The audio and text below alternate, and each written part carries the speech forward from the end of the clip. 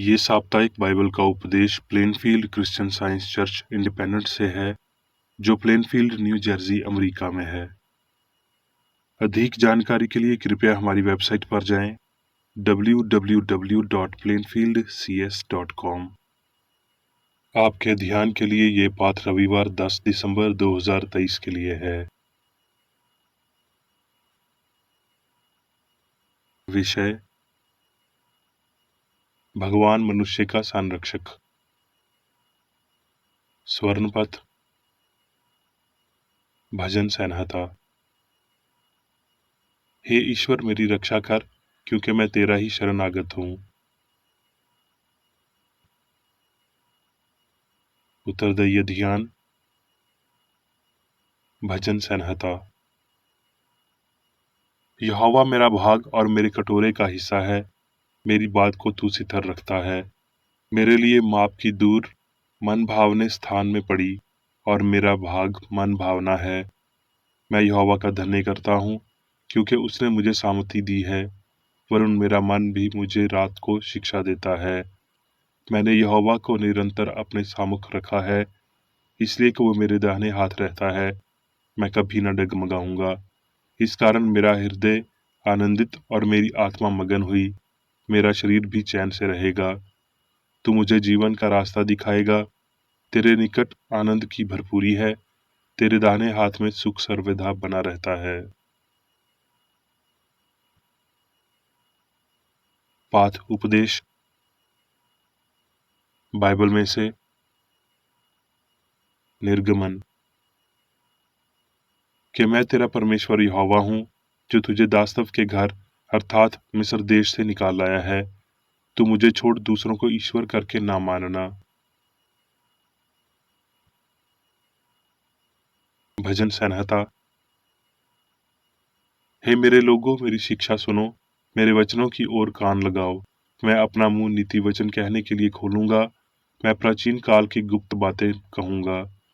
उन्हें हम उनकी संतान से गुप्त न रखेंगे, परंतु होनहार पीढ़ी के लोगों से यहोवा का गुण अनुवाद और उसके सामर्थ और आश्चर्य कर्मों का वर्णन करेंगे।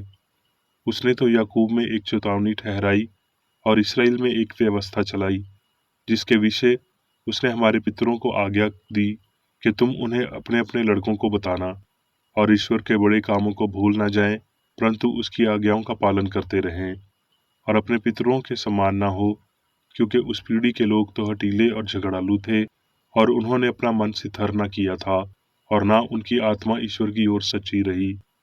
उन्होंने परमेश्वर की वचा पूरी नहीं की, और उसकी व्यवस्था पर चलने से इनकार किया। उन्होंने उसके बड़े कामों को और जो आश्चर्य कर्म उसने उनके सामने किए थे, उनको भुला दिया।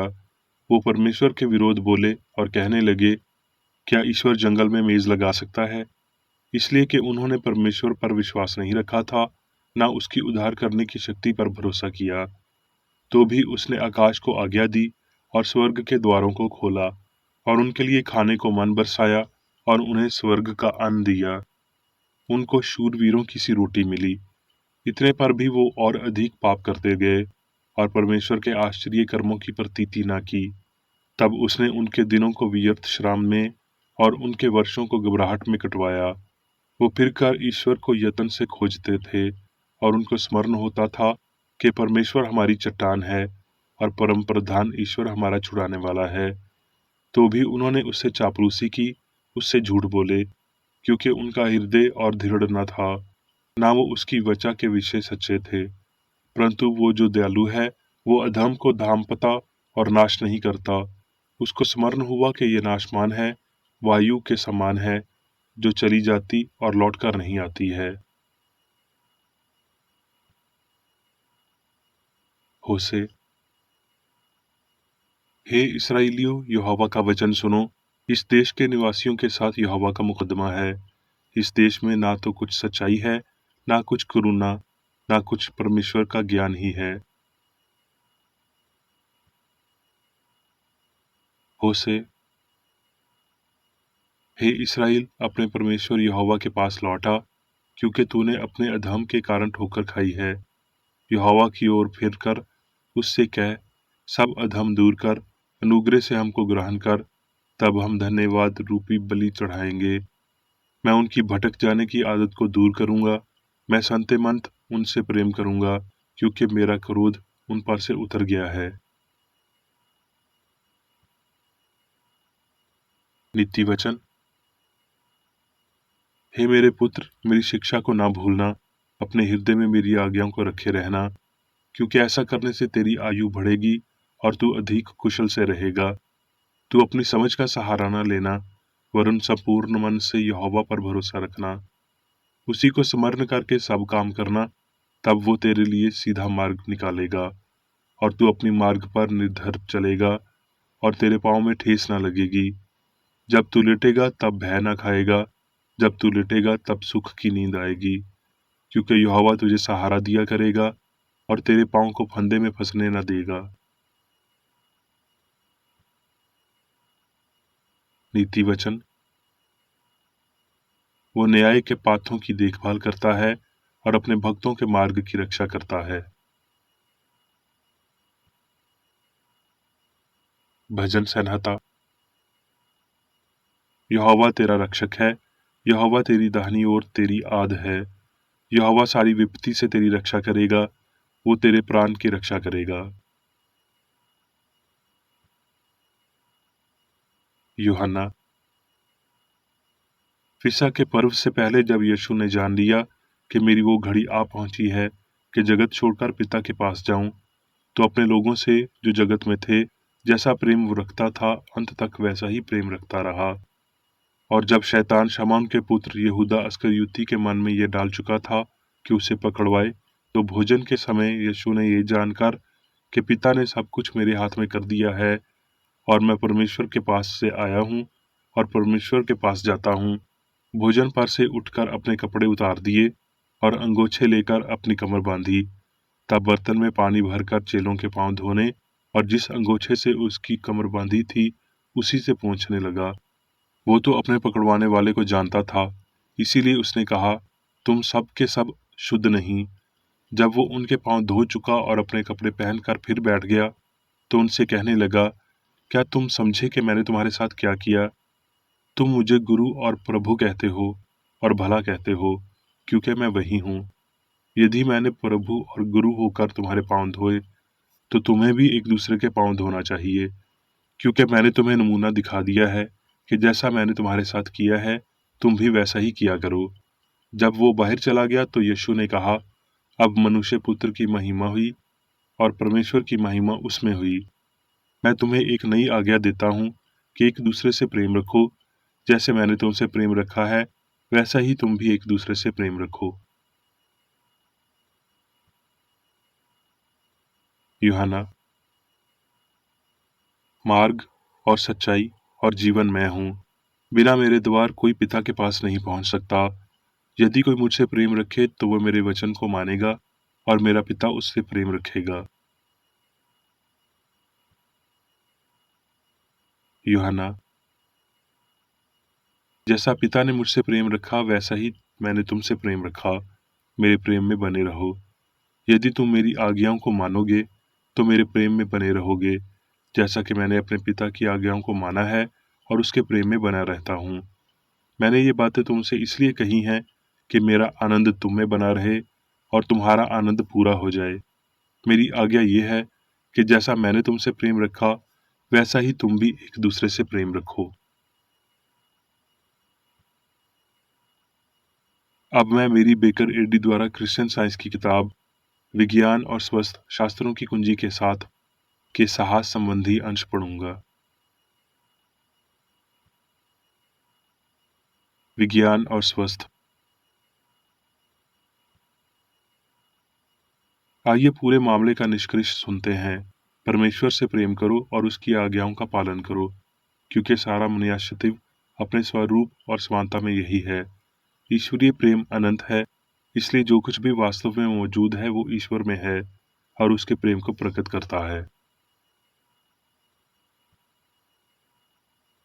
क्या आप इस विश्वास में निवास करते हैं कि मन भावतिक है और ये बुराई मन है, या आपके जीवित विश्वास में कला है कि एक ईश्वर है और उसकी आज्ञा पालन कर सकते हैं? तुम दूसरों को ईश्वर करके ना मानना। ये मैं आत्मा है। इस असली आज्ञा का ये अर्थ है, आपके पास कोई बुद्धि नहीं है, कोई जीवन नहीं है, कोई पदार्थ नहीं है, कोई सत्य नहीं है, कोई प्रेम नहीं है। इसके अलावा जो आध्यात्मिक है, दूसरा उसके जैसा ही है। तू अपने पड़ोसी से अपने जैसा प्रेम रखना।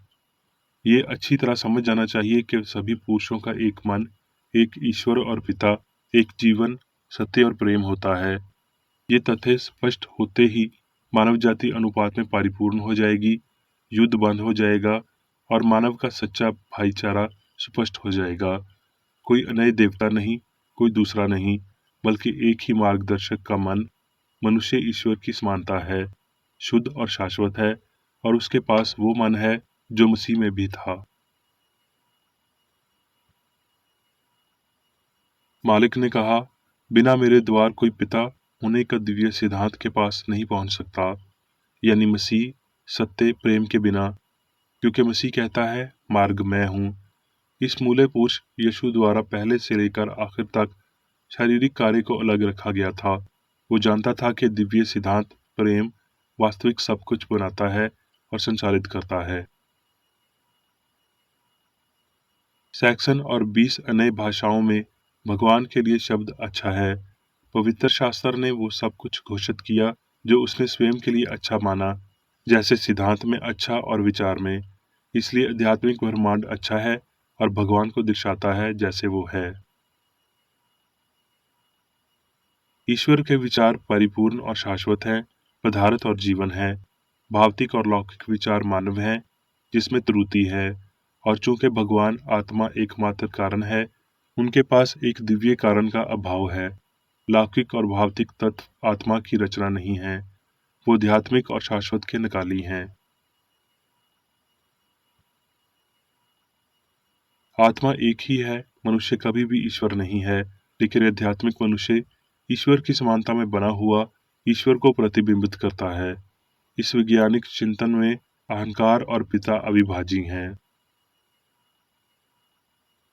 दिव्य मन सभी पहचानों को घास के एक ब्लेड से लेकर एक तारे तक विशेषित और शाश्वत के रूप में सुरक्षित रखता है। वास्तविक मनुष्य का प्रतीक कार्य मन द्वारा संचालित होता है। मानव मन को मारने या ठीक करने की शक्ति नहीं है, और इसका परमेश्वर के मनुष्य पर कोई नियंत्रण नहीं है।